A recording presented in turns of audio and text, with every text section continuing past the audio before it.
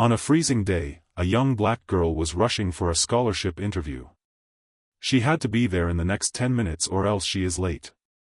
As she hurried to find a shuttle, she saw an old man standing by the bus stop, lost and shivering. She hesitated. This was her last chance to get to the scholarship on time and further her studies, but kindness won. She turned back to help him. What she didn't know was that the man was a billionaire and that one small act of compassion would change her life forever.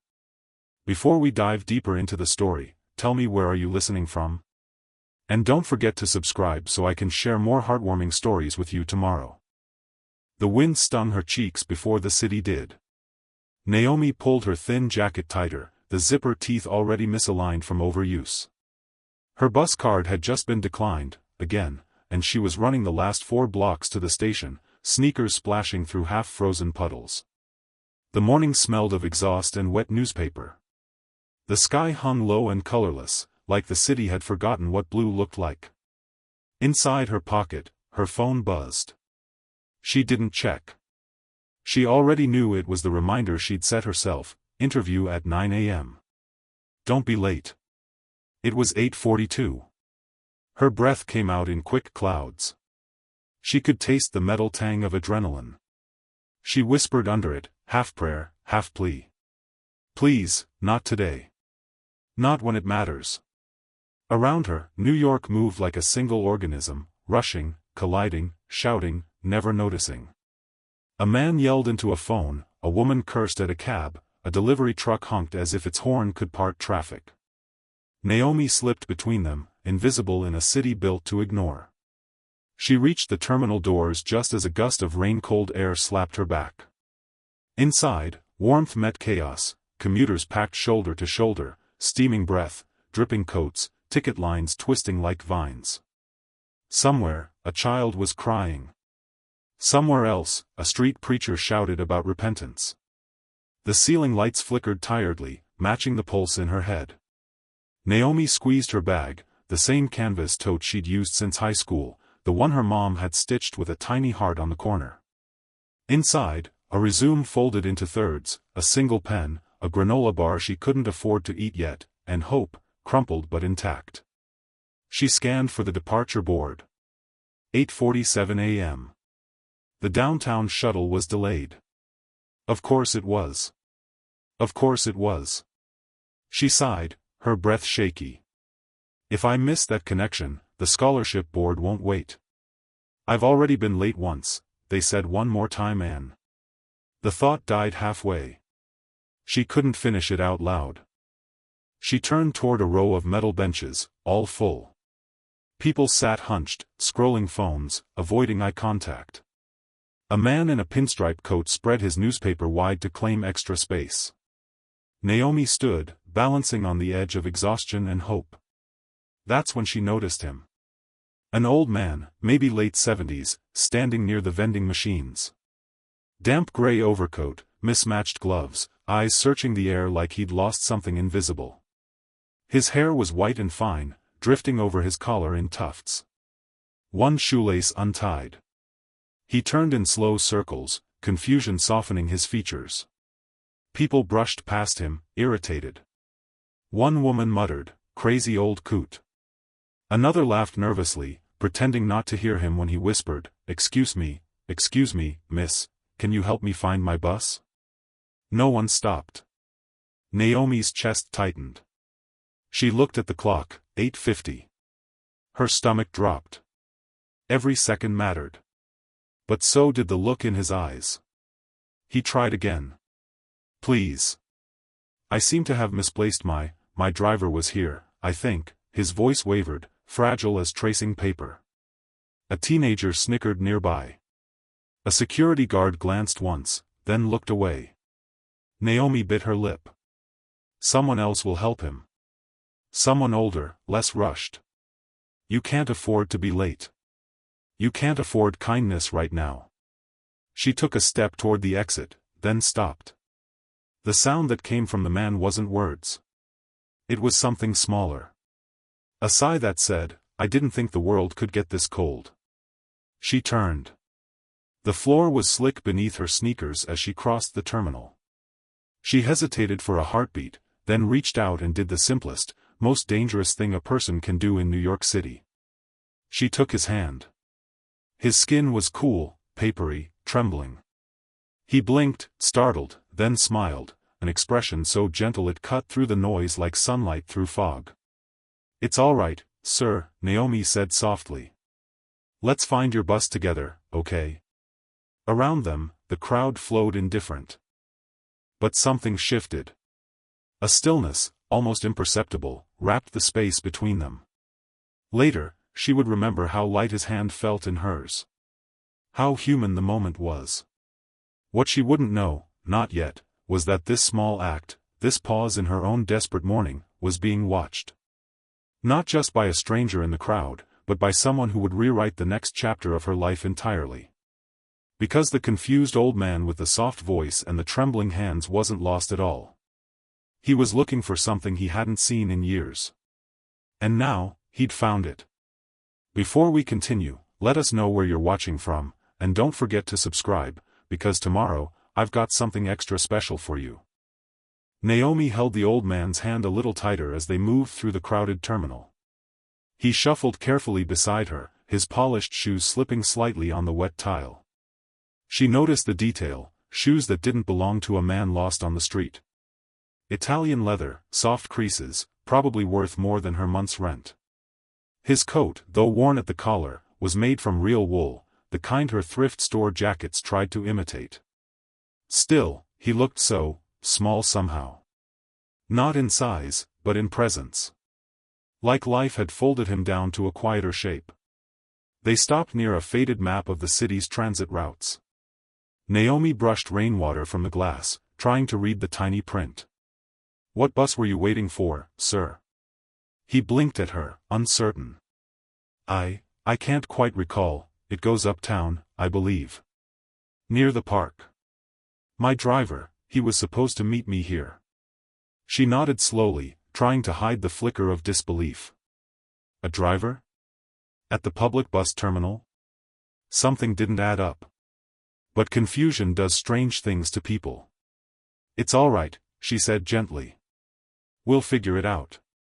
Around them, the crowd surged, wet coats brushing past, heels clicking, bags bumping. The air smelled of damp wool and burnt coffee. A janitor pushed a mop bucket nearby, shaking his head. "You know that old guy's been standing there since 7, he muttered. "People tried talkin' to him, but he keeps ramblin'. Naomi ignored the comment. "You said uptown, right?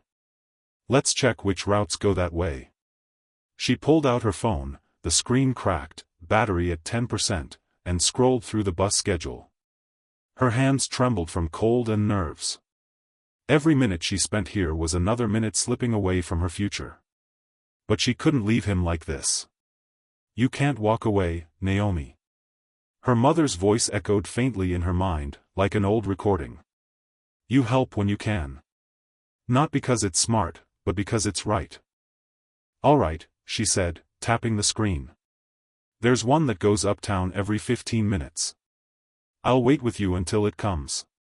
He looked at her as though she'd said something miraculous. "You do that? Even though, well, you seem in a hurry." She smiled faintly. "Yeah, I guess I am. But some things are worth being late for." For a moment, he just studied her face, rain-speckled, tired, young, and something like recognition flickered behind his cloudy blue eyes. The bus arrived at 9:03. Naomi guided him toward the line. Passengers shuffled forward without patience. Someone behind them grumbled, "Come on, move it."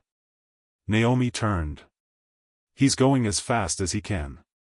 The man scoffed, eyes rolling. "Maybe he should stay home then." Naomi ignored him, helping the old man step up the slick stairs. She found him a seat near the window. "Will you be all right from here?" she asked. He hesitated. "Would you mind sitting for a moment?"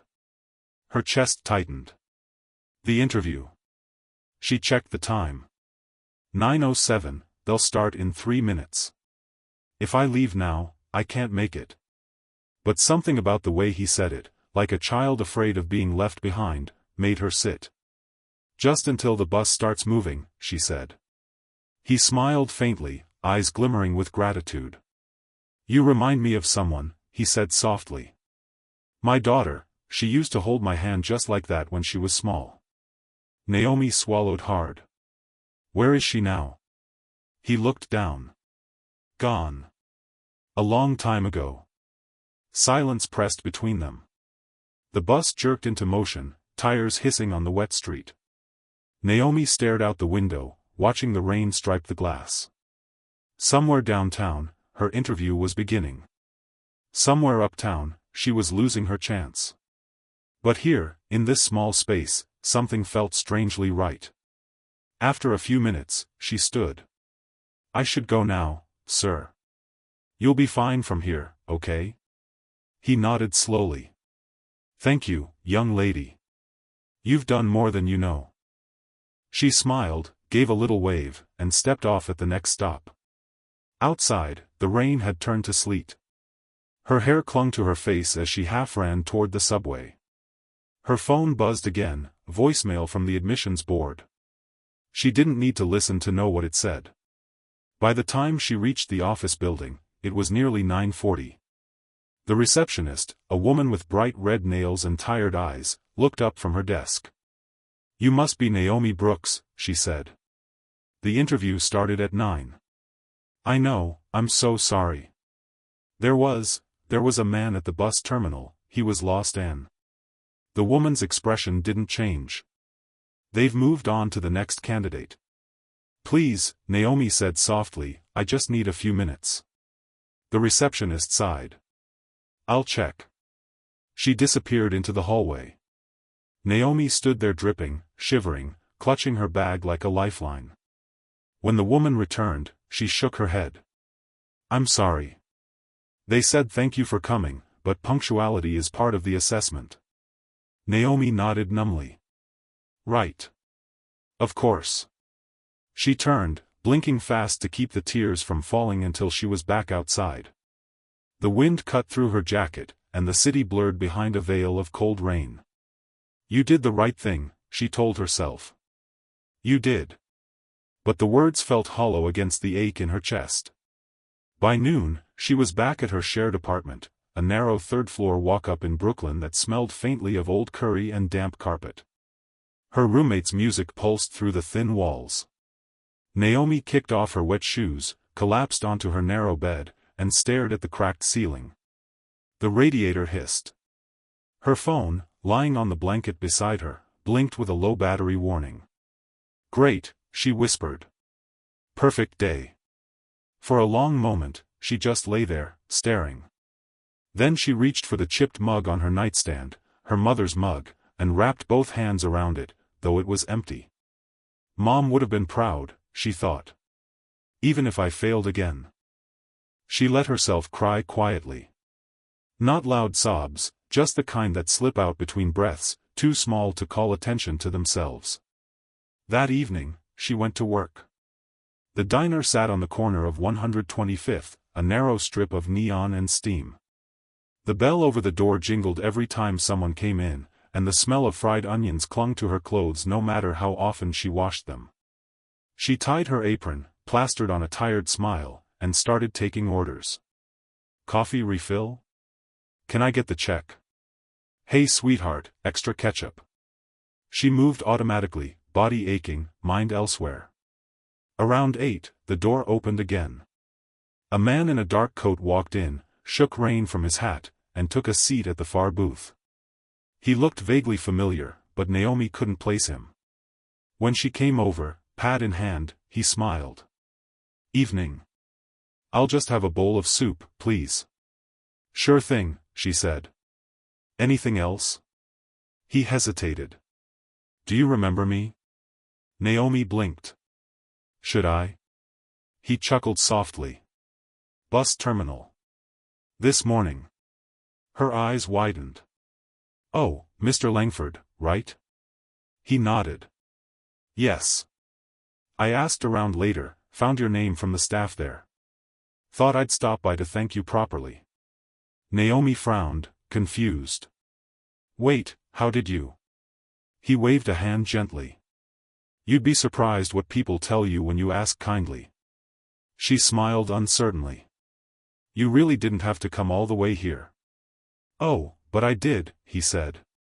I wanted to make sure you got where you were going. Her face fell slightly. Not exactly. He studied her expression. Something went wrong? She shrugged. I missed my interview. They moved on. But it's fine. He tilted his head. Is it? Naomi gave a small laugh, brittle, tired. I mean, it has to be, right? What else can I do? He looked at her with something that wasn't pity, more like curiosity, admiration maybe. You remind me of someone I used to know. She always thought kindness was a kind of currency. Spent it freely, even when she couldn't afford to. Naomi smiled faintly. That sounds expensive. It was, he said softly. But she never went bankrupt. She didn't know how to respond, so she just nodded, wrote soup on her pad, and turned to leave. Miss Brooks? She turned back. He smiled again, that same quiet, disarming warmth. You did a good thing today. The world notices more than you think. By the time she clocked out at midnight, the rain had stopped. The air was cold, sharp, alive with the smell of wet pavement. She walked home under the streetlights, replaying his words. The world notices more than you think. She wanted to believe it. But the city didn't seem like the kind of place that noticed much.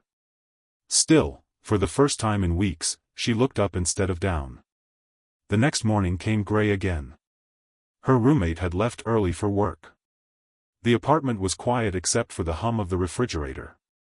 On the kitchen counter sat a small envelope. No return address. Her name, handwritten in neat, deliberate script.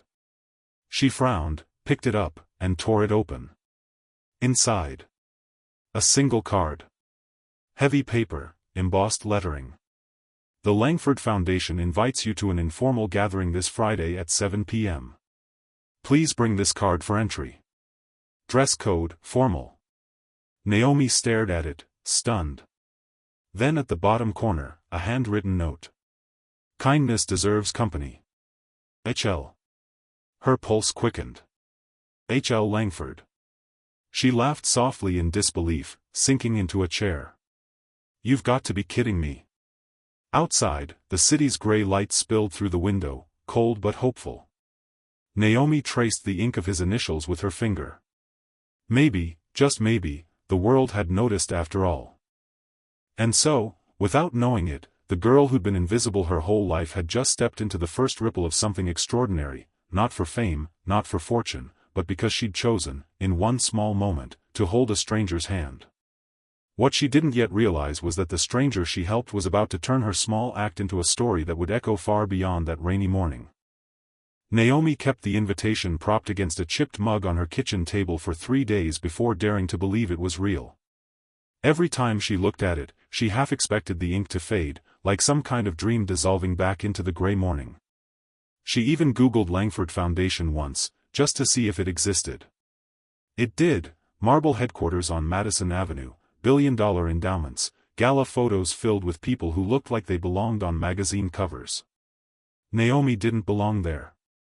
Still, on Friday evening, she found herself standing in front of her mirror, trying to tame the frizz in her hair with a drugstore brush. She'd borrowed a navy dress from her roommate, one size too small and missing a button at the back. Her coat was the same thin one she wore to work, and her shoes, polished with petroleum jelly to fake a shine, pinched at the toes. She looked at herself and whispered, "You can do this." Then she caught her reflection's eye and added, "Please don't embarrass me." The Langford Foundation building rose like a glass cathedral over Madison. Floodlights washed the facade in silver, and valets in black coats ushered cars toward a carpet that wasn't quite red, but richer somehow, burgundy, with gold trim. Naomi hesitated at the edge, clutching her invitation. Inside, the air smelled of jasmine and polished wood. A string quartet played near the staircase, their bows gliding like whispers. Waiters drifted through the crowd with trays of crystal glasses. Every surface gleamed. Every laugh sounded practiced. Naomi's stomach tightened. A woman at the door took her card, glanced at it, and smiled the kind of smile that never reached the eyes. "Right this way, Miss Brooks." Naomi followed her through a hall lined with portraits, men in suits, women in evening gowns, all frozen in a century of confidence. The floor under her borrowed heels was marble so shiny she could see her reflection bending with each step. They stopped before a set of double doors. The woman gestured. "Mr. Langford is expecting you." Expecting her. Naomi stepped through. The room beyond was quieter, wood-paneled walls, firelight flickering across bookshelves, an enormous window framing the city like a painting. And there he was. Mr. Langford sat near the fire, the same gray hair, the same calm eyes, only now, no confusion. He looked composed, even regal. A cane rested beside his chair, but he didn't seem to need it. When he saw her, he smiled. "Miss Brooks." Naomi froze. "Sir. I didn't know this was your place. I thought maybe. You thought I'd gotten lost again?" His laugh was soft. "No. This time, I found you." She exhaled shakily. "You sent me this?" He nodded. "I wanted to thank you properly. But I also wanted to talk."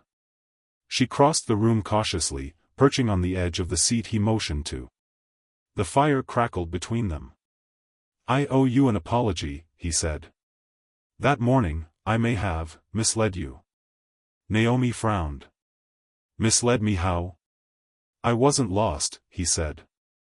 "At least, not the way it seemed." She blinked. "You mean, you were pretending?" He nodded once. "Yes. I do that sometimes. Not out of cruelty. Out of curiosity." Naomi's brows knitted. "You pretend to be confused?" "To see who will stop," he said simply. "You'd be amazed how invisible you become when people think you've outlived your usefulness." She didn't know what to say. The idea unsettled her. "So it was a test?" she asked quietly. "In a way." He studied her face. "But not for you. For me. I needed to know if the world still had people like you in it." She looked down at her hands. "I missed something important that day." "I know," he said gently. "I made sure the foundation contacted the scholarship board. They agreed to reschedule your interview." Her head snapped up. "What? How?" He smiled. "I sit on the board. I thought it was only fair you get another chance." Naomi's throat tightened. "You didn't have to do that." "I know," he said. "Neither did you." They sat in silence for a moment, the fire filling the room with warmth. Naomi finally whispered, "I don't understand." "Why me? You could have asked anyone here for help, and they'd have sent an assistant, a car, something." He chuckled. "And yet none of them took my hand." Something in his tone made her chest ache. He leaned back, eyes distant. "My wife used to say money builds walls. We thought ours were windows. Turns out, they weren't." Naomi's voice softened. "You lost her?" 3 years ago," he said. "Since then, I've watched the world speed past me like a train. People smile, shake my hand, call me sir, but no one looks at me anymore. Not really." She understood that kind of invisibility. Different reasons, same feeling. "Sometimes," he continued, "I go out without the suit, without the driver. I walk until the cold reminds me I'm alive. That morning was one of those walks. And you ended up at the bus terminal." He nodded. "The irony isn't lost on me." She laughed quietly. "Guess we were both running late for something." Over the next hour, they talked, not like billionaire and waitress, but like two people who'd been unseen too long. She told him about juggling classes, rent, and night shifts. About her mom, gone 2 years now. About the small acts that kept her going, sharing tips with the dishwasher, tutoring kids at the library on weekends. He listened without interruption, only nodding, occasionally smiling in that way that said keep going. When she paused, he said, "You know, I used to think philanthropy meant writing checks. But money's just a bandage. Kindness, though, that's surgery." Naomi grinned. "That's a weird metaphor." He laughed. "I was never good at subtlety." He reached into his jacket and handed her a folded envelope. "This isn't charity. Consider it an investment." She hesitated. "I can't take." "Open it." Inside, a check. Not extravagant, but enough to cover a semester's tuition at her community college. Her voice shook. "Mr. Langford, I can't." "You can," he said. "And you will. Because this isn't a favor. It's fuel. I expect to see you do something with it." She blinked back tears. "Why are you doing this for me?" He smiled softly. "Because you reminded me what giving is supposed to feel like." Weeks passed. Naomi's interview was rescheduled. This time, she arrived 20 minutes early. She didn't just get the scholarship, she got a mentor. Mr. Langford began inviting her to the foundation on Saturdays. At first, she fetched coffee, sorted mail, answered phones. Then he started asking for her opinions during meetings. "What do you think the youth program needs most? Would free transit passes help more than new laptops? Be honest, does this plan sound out of touch?" Naomi answered honestly, and he listened like her words mattered. Soon she was coordinating community outreach, managing volunteers, even drafting proposals. Each week, she learned more, about budgets, negotiations, and, oddly, about grace. Sometimes, when the office emptied, she'd find him staring out at the city lights. "Cold night," she'd say. He'd nod. But not as cold as it used to feel. One Saturday, he asked if she'd accompany him on his rounds. They drove through neighborhoods most donors never saw, cracked sidewalks, corner stores with flickering signs, playgrounds missing half their swings. Naomi watched him greet people by name, listen to their stories, shake every hand like it was a privilege. At one stop, a little boy ran up to Naomi, handing her a paper flower. "He said you're the nice lady who helps him," the boy said, pointing to Langford. Naomi smiled, crouching down. "Well, he's the nice man who helps me." Langford laughed, that soft, rare laugh that made his eyes shine. But kindness invites criticism. At the foundation's next board meeting, whispers followed her. "Who's the girl?" "She's just a student. Langford's pet project." She pretended not to hear, but the words stung. Afterward, she confronted him. "They think I don't belong here," she said. He looked at her gently. "Then make them wrong." "I'm trying." "I know. That's why they notice." A few days later, he called her into his office. "I'll be stepping back for a while," he said. "Health, mostly. Nothing serious, just time." Naomi's heart sank. "Are you okay?" He smiled faintly. "Old bones. Don't worry. You'll keep things steady for me." "Me? Why not you?" "I'm 19. And you care," he said simply. "That's rarer than experience." She blinked fast, caught between pride and fear. "I'll try not to disappoint you." "You won't." The weeks that followed were busier. She took on more responsibility, learned to speak at meetings, to stand tall when questioned. But then, one rainy Thursday, just like that first day, he stopped coming in. No calls. No messages. His driver said he'd gone for his morning walk and never returned. Naomi's chest tightened with the same dread she'd felt in that terminal. She called every hospital, every contact she could. Nothing. By nightfall, the office felt unbearably empty. On his desk sat a single envelope with her name on it. She tore it open, hands shaking. Inside, another handwritten note. "When the world looks away, that's when it needs you most. Keep walking toward the forgotten. HL." And below that, a small card. Tomorrow, 10 a.m. The Plaza Hotel. Tell them you're my guest. Her breath caught. She whispered into the quiet, "What are you up to now, old man?" The next morning, snow flurried through the city, catching the light like falling glass. Naomi wrapped her scarf tight and headed toward the plaza, her stomach a knot of nerves. Whatever waited for her there, she knew it wasn't chance anymore. It was the next step in a connection that had already changed them both. Because somewhere between a bus terminal and a boardroom, an old philanthropist had found hope again, and a broke college hopeful had found her worth. And neither of them were ever going back to the cold world they'd met in. By the time Naomi reached the plaza, the snow had thickened into a soft curtain of white. It hushed the city's noise, wrapped the morning in a strange, almost holy quiet. She stood under the awning, brushing flakes from her hair, and stared up at the hotel's gold-trimmed windows. Every step she'd taken here had been guided by one man's handwriting. Now, he was missing. Inside, the lobby shimmered. Crystal chandeliers, fresh lilies, marble floors that seemed to hum with history. Naomi moved carefully, her reflection trailing her in the polished tile. She felt smaller than ever, a kid from a shared apartment standing in a world built for people who ordered champagne without checking the price. At the reception desk, she offered the card he'd left her. The attendant's expression shifted immediately. "Ah. Miss Brooks. Please, right this way." Naomi followed him through a corridor of gold accents and tall mirrors until they reached a set of double doors. He opened them quietly. "Mr. Langford is expecting you." She froze. "He's here?" The man nodded.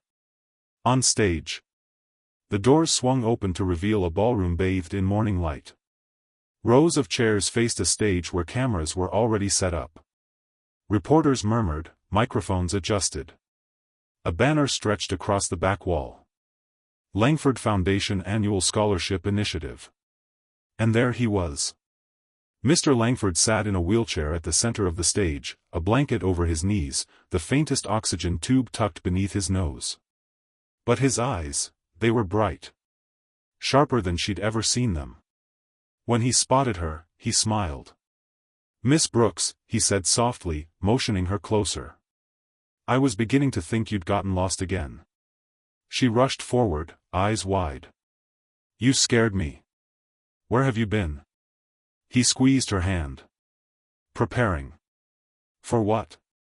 He didn't answer. Instead, he nodded to the aide beside him. "It's time." The aide stepped to the podium. "Ladies and gentlemen, thank you for joining us. Today, the Langford Foundation is proud to announce the recipient of its newest initiative, a full-ride scholarship program dedicated to young leaders who embody compassion, integrity, and resilience." Naomi blinked. She didn't understand. Langford leaned toward her. "Do you remember what you said to me in the bus terminal?" She frowned. "That you shouldn't be out alone?" He smiled. "Before that." Naomi thought for a moment. Then whispered, "I said, the world's kinder when someone stops." He nodded slowly. "Exactly." The aide continued speaking, about funding, about expansion, about legacy. But Naomi barely heard him. Langford's hand tightened around hers. "It's yours," he said quietly. She shook her head. "What?" "The scholarship. The first one. And the program. You'll oversee it." Naomi's mouth fell open. "Mr. Langford, I can't, I'm not qualified." "You are," he said simply. "Because it's built in your image."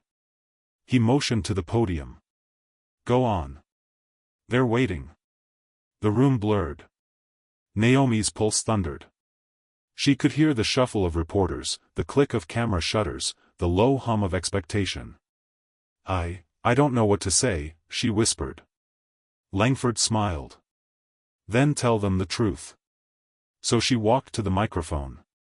Every step felt like crossing a bridge she hadn't realized she'd been building. The murmuring quieted as she reached the podium.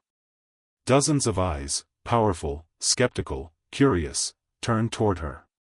She adjusted the microphone with trembling fingers.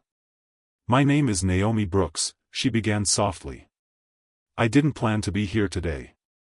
A ripple of laughter, gentle and uncertain. "I met Mr. Langford at a bus terminal a few months ago. I thought he was lost. Turns out, maybe I was the one who was." That earned a warmer laugh. "I was late to an interview that could have changed my life. But when I saw him sitting there alone, something in me just couldn't walk past. I missed that interview. I went home thinking I'd made the wrong choice." She looked toward Langford. His eyes glistened in the light. "But he taught me something. He showed me that kindness isn't something we give after we have enough.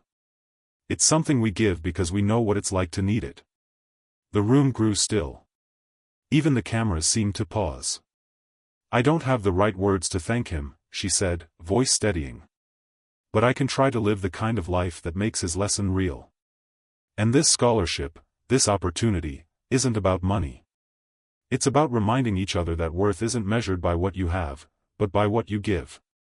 She stepped back, her heart racing, tears threatening. Then applause, quiet at first, then swelling like a tide. Langford smiled through the noise, his eyes soft with pride. Afterward, the cameras descended. Questions flew. "How did you meet him? What does this program mean to you? Do you plan to continue his work?" Naomi tried to answer, but her mind kept circling one thought: he looked frilier. His skin paler. The strength she'd seen in him weeks ago had thinned like candlelight. As soon as the last reporter turned away, she hurried back to him. "You should be resting," she said. He chuckled faintly. "There'll be time for that soon enough." She knelt beside him. "You're scaring me again." He took her hand, his own trembling. "Don't be afraid. This isn't an ending, Naomi. It's the moment before the light changes." Tears slipped down her cheek. "You're not dying." He smiled gently. "We all are, in one way or another. But not everyone gets to leave something alive behind." She shook her head. "Don't talk like that. I need you to listen," he said, his voice suddenly firm. "Tomorrow, they'll hold another press conference. I won't be here for that one. But you will." "What do you mean you won't?" He pressed a small envelope into her hand. "You'll know when to open it. Mr. Langford." He squeezed her hand once more. "You were the first person in a long time who didn't see my name before my face. That's how I want to be remembered. Not as a philanthropist. As someone who was found." Her chest broke open with grief she didn't know how to hold. "Please don't go yet." He smiled, eyes closing. "It's already begun, Naomi. Just make sure it keeps growing." Later that night, she sat alone in her apartment, the letter unopened beside her. The city hummed outside her window, taxis splashing through melted snow, laughter from the bar downstairs, sirens echoing in the distance. She traced his handwriting on the envelope. It felt heavier than paper. At dawn, her phone rang. A voice she didn't recognize said quietly, "Miss Brooks? I'm calling from St. Luke's Hospital. I'm afraid Mr. Langford passed away during the night." Her breath caught. "No. He wanted you notified first." She hung up slowly, the sound of the city fading to a blur. The letter sat waiting. She broke the seal with shaking hands. Inside was a single page. "Dearest Naomi. When people look for my legacy, they'll expect to find it in buildings or bank accounts. But it isn't there. It's in you. Keep the light alive. You are the bridge between the forgotten and the fortunate. With gratitude. HL." Naomi pressed the letter to her heart and cried, not just for him, but for the strange, beautiful collision that had brought them together. Outside, the snow had stopped. The sky was pale, the color of forgiveness. And as the city stirred awake, she realized the world didn't feel quite so cold anymore. The morning of the press conference arrived with a strange stillness, the kind that made the city seem to hold its breath. Naomi woke before dawn, her eyes swollen from crying, her heart heavier than anything she'd ever carried. Mr. Langford's letter lay on the bedside table, creased from how tightly she'd held it through the night. The radiator hissed softly. Outside, gray light seeped through the blinds. The rain had returned, thin, cold, whispering against the glass like a memory trying to come back. She sat up slowly, her body aching from exhaustion, and whispered into the quiet, "I'll make you proud."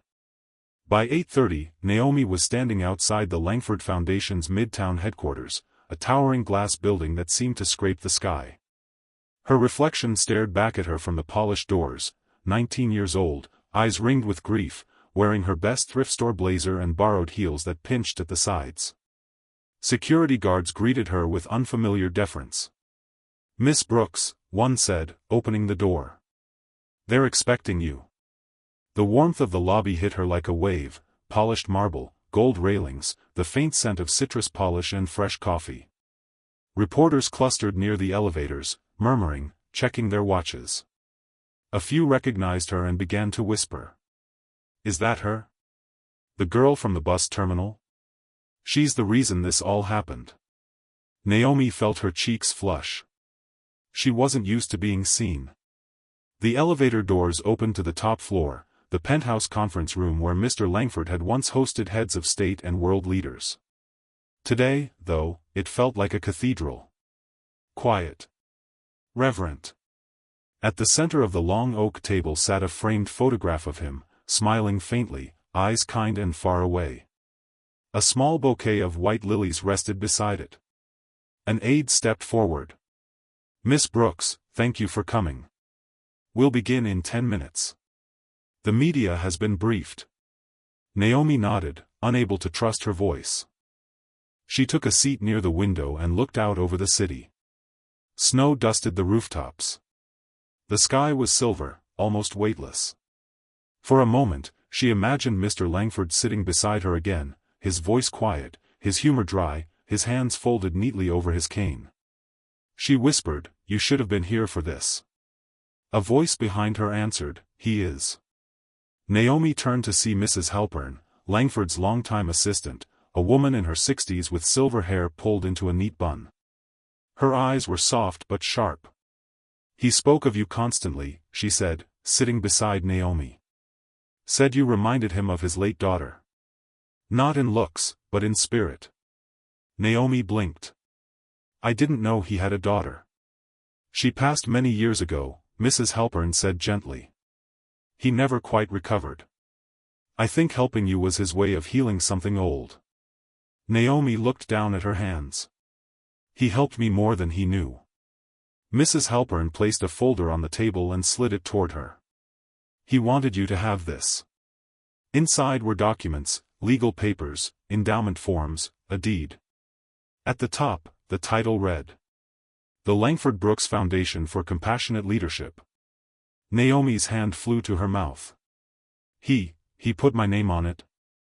Mrs. Halpern smiled faintly. "He insisted. Said it was your idea, your heart, that inspired the program." Naomi shook her head in disbelief. "I'm just a kid." "You're the kind of person the world needs to see," the woman said softly. "Now, come. It's time." The room filled with reporters, cameras flashing, microphones lifted. Naomi felt her pulse pounding in her ears. A man in a navy suit approached the podium. "Good morning, everyone. As you all know, Mr. Langford passed peacefully last night at the age of 87. But before his passing, he personally requested that today's event proceed, led by someone he called the soul of this foundation." He turned toward Naomi. Her heart skipped. "Miss Naomi Brooks." Applause rippled through the room, polite but curious. She stood, legs trembling, and walked slowly to the podium. Her fingers brushed the wood surface. She could still see faint scratches in the grain, reminders that even beautiful things bear marks of use. She took a deep breath and began. "Mr. Langford once told me that kindness is the only investment that never loses value," she said quietly. "I didn't understand what he meant at first. I thought kindness was something small, a gesture, a smile, a moment. But he showed me it's more than that. It's a legacy. A murmur of agreement rippled through the crowd. I met him on a gray morning, just like this one, she continued. Everyone around us was in a hurry. Everyone had somewhere to be. And there he was, confused, sitting on a bench, ignored by 1,000 eyes. I almost walked past too. She paused. Almost. Cameras clicked. I didn't help because I thought it would matter. I helped because it hurt not to. I was late for something important, an interview that I thought would decide my future. Turns out, it did. Just not the way I expected. The crowd listened in silence now. Even the reporters had stopped scribbling. He once asked me why I stopped that day, Naomi said, her voice trembling. And I told him, the world's kinder when someone stops. He never forgot that. He built this new foundation around that very idea, that in a world moving too fast to care, we must choose to stop for one another. She looked toward his photo. Mr. Langford didn't leave behind just wealth. He left behind a reminder that people are worth more than what they can give us. A tear slipped down her cheek, and she smiled through it. This scholarship isn't just for me, she said. It's for anyone who's ever been overlooked. Anyone who's been told they're invisible. Anyone who's helped without expecting anything in return. Because that's where change begins, not in grand gestures, but in quiet moments of courage. The applause started slowly, then swelled until the room shook with it. Naomi stepped back from the podium, hands trembling, breath unsteady. She looked out over the crowd, reporters, executives, strangers, and for the first time, she didn't feel small. She felt seen. After the conference, as the crowd dispersed, a man approached her, tall, distinguished, with a soft British accent. You spoke beautifully, he said. Harrison Langford was my cousin. I haven't seen him in years. Naomi nodded, unsure what to say. He became distant after his daughter passed, the man continued. But hearing your words, I think he finally found peace. Naomi swallowed hard. He changed my life. The man smiled gently. And you changed his. He handed her a small velvet box. He left this for you. Inside was a simple gold bracelet, thin, understated, engraved with 5 words. The world's kinder when someone stops. Naomi traced the words with her thumb, tears welling again. Thank you, she whispered. The man nodded once, then walked away. Hours later, when the press conference ended and the room was empty, Naomi stayed behind. The photograph of Mr. Langford still sat on the table, surrounded by fading lilies. She reached out and adjusted it slightly, aligning it with the edge of the frame, something he would have done. Then she whispered, You're still helping people, even now. Outside, the winter light began to fade. The city's pulse softened into evening. Naomi gathered her things and stepped into the elevator. As the doors closed, she looked down at the bracelet on her wrist, gold against brown skin, a quiet promise shining through gray light. She smiled, whispering to herself, Keep the light alive. And when she stepped out onto the street, the world, for the first time in a long while, felt kind enough to believe her. The city glowed that evening, not with neon, but with reflection. The rain had stopped hours ago, leaving behind puddles that shimmered beneath streetlights. Naomi walked slowly, her breath visible in the cold, her mind somewhere between grief and gratitude. The bracelet caught the glow of passing cars, the engraved words glinting each time she moved her wrist, the world's kinder when someone stops. She turned toward the bus terminal. It wasn't planned, her feet simply took her there. The same cracked pavement, the same flickering fluorescent light above the schedule board, the same weary faces drifting from platform to platform. Only now, she saw it all differently. Once, this place had been a blur of exhaustion and noise. Now it looked like a crossroads of stories, people beginning, ending, and waiting, all at once. She walked to the same bench where she'd first seen him. The spot was empty, except for a discarded newspaper and a cup of cold coffee. Naomi sat down, her heart beating softly in her chest. He'd probably scold me for sitting in the cold, she murmured. A man nearby glanced at her and smiled politely before walking off. That was fine. She wasn't here for attention. She was here because something in her wanted to begin again, right where it all started. Weeks passed. Winter thawed, and with it, the rhythm of Naomi's life changed completely.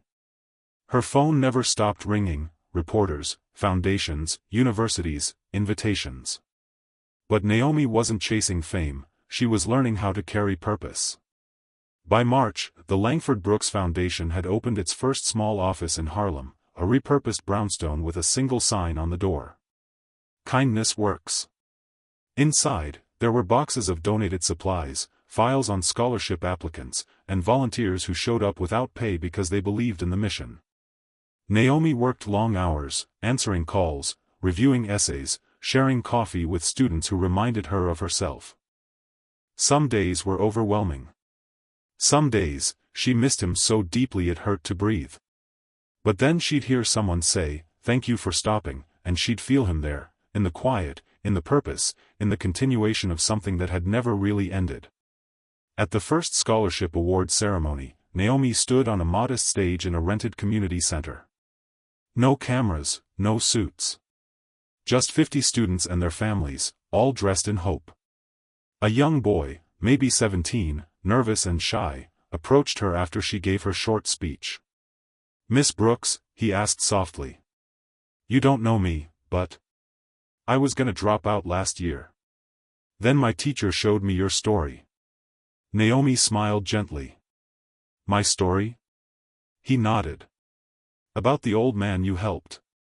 She said kindness finds you when you're brave enough to give it first." Her chest tightened. The boy looked down at his scholarship letter. This means I can actually go to college." Naomi placed a hand on his shoulder. "Then promise me something." He looked up. "What?" "When you see someone who needs help, you stop. Even if no one else does." He nodded quickly, tears gathering in his eyes. "I will." She smiled. "That's all I need to hear." Later that night, as the lights dimmed and the crowd left, Naomi stood alone on stage, gazing at the banner overhead, "Langford Brooks Scholars, Changing Lives Through Compassion." She whispered to herself, "We did it."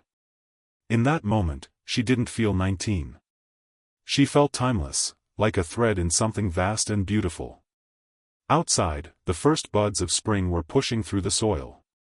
Months rolled on. The foundation grew faster than anyone expected. Corporate sponsors offered funding. Media outlets ran features. Schools reached out asking how to replicate her program. But Naomi stayed grounded. She still took the bus some mornings. Still carried her chipped coffee mug. Still lived in her shared apartment, though she could afford better now. Because she wanted to remember where she'd started. She wanted to remember the rain, the noise, the faces that didn't look up, and the one man who did. One late afternoon, she visited the cemetery where Mr. Langford was buried. The air smelled of lilac and earth. She carried fresh lilies, his favorite, and knelt to place them by his stone. The inscription read, "Harrison Langford, philanthropist, father, friend." He saw humanity in every hand. Naomi smiled through tears. "You would have loved today. The new scholars are fearless. One wants to start a clean water project. Another's studying medicine. They all talk about you, you know." The breeze rustled softly through the trees. "I'm still learning," she said quietly. "Still figuring out how to lead without losing the heart you saw in me. But I think you'd be proud." She traced her fingers over the engraved letters.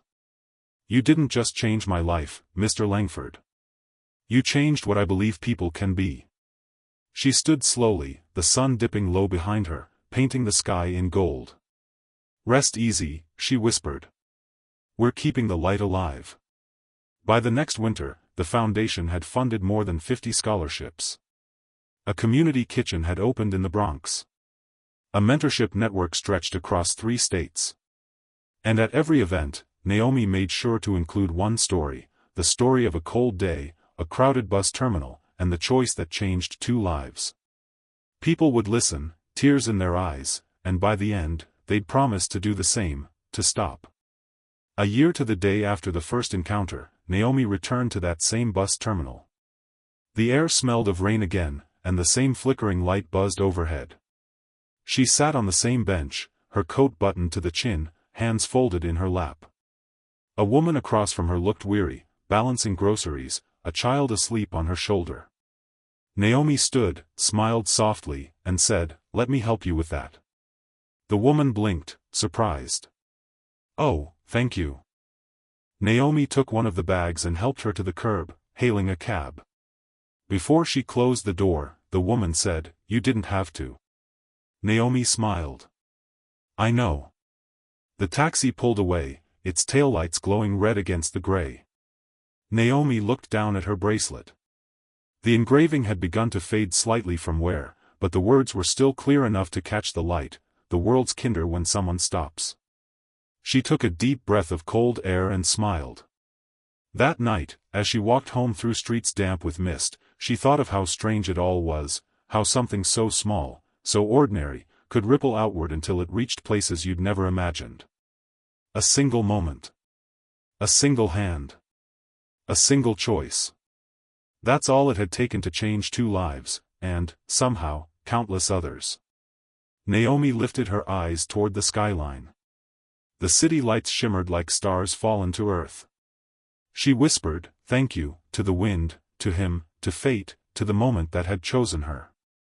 And as she disappeared into the night, her heart light and full, the world, gray and imperfect as it was, felt just a little kinder. Years passed. Seasons shifted, buildings changed, and faces that once crowded the bus terminal were replaced by new ones, yet the hum of the city remained the same, alive, restless, enduring. Naomi Brooks was no longer the quiet girl who had taken a bus to a college interview one rainy morning. She had become something of a symbol, though she never quite understood how. Her foundation had grown far beyond what anyone imagined. Kindness Works was now in 7 states, with satellite programs abroad. Thousands of students had received scholarships, food aid, or mentorships. But more than that, they'd carried something invisible forward, a culture of stopping. At schools, children were taught about the Langford Principle, a lesson in compassion disguised as history.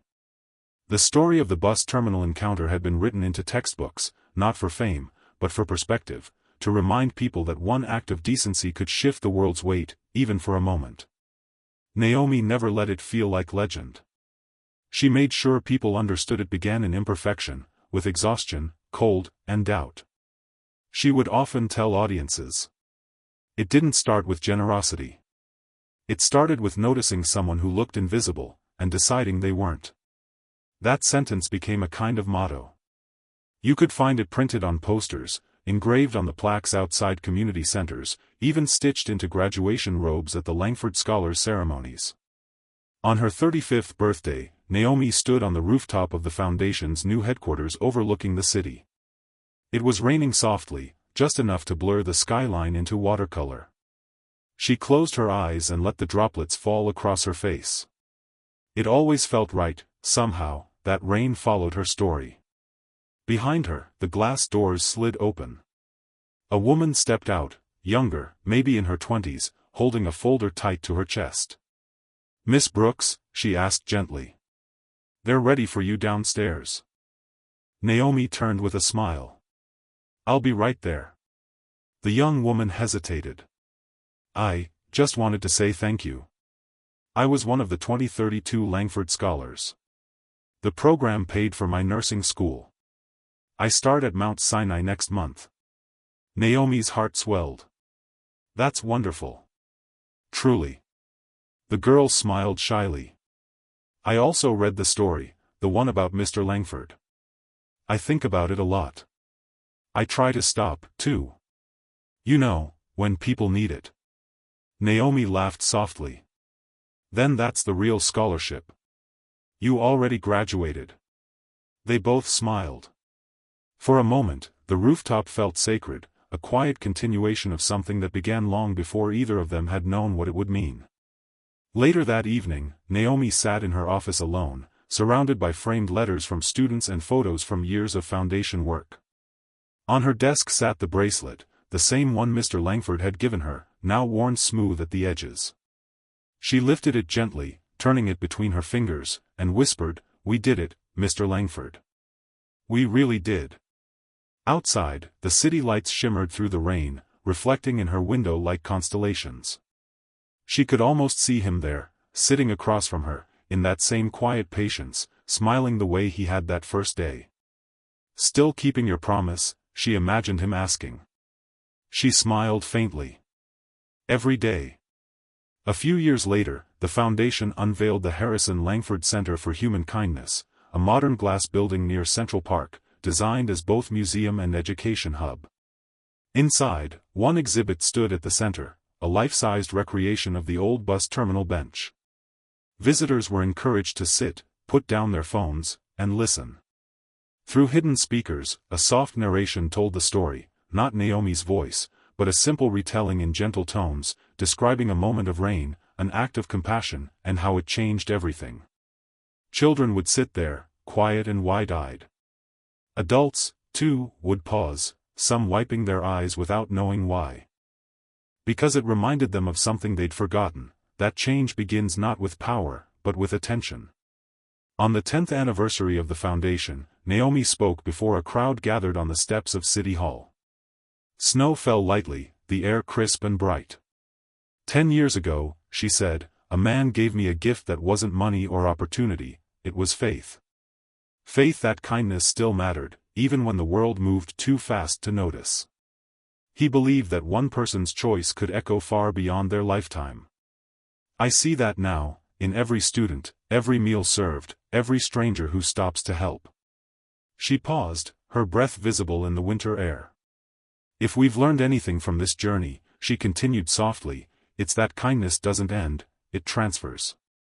From one moment to the next, one person to another, like light passed between candles.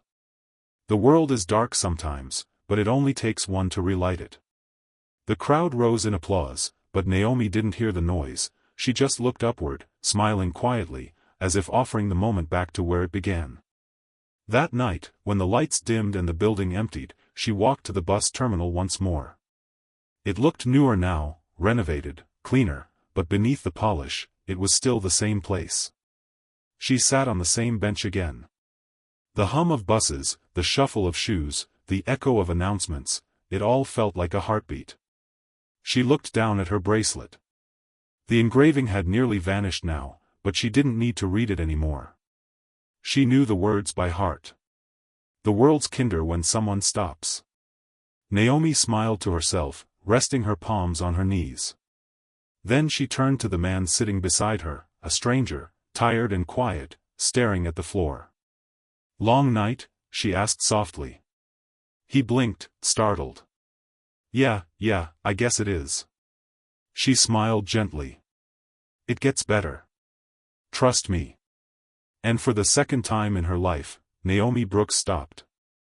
Not for the cameras, not for the legacy, but because it was right. Because kindness, once given, has no ending. The man looked up, just a little, as if the noise of the station had suddenly quieted. And somewhere in the unseen air between them, between what was and what will always be, the world grew kinder once more. Join us to share meaningful stories by hitting the like and subscribe buttons. Don't forget to turn on the notification bell to start your day with profound lessons and heartfelt empathy.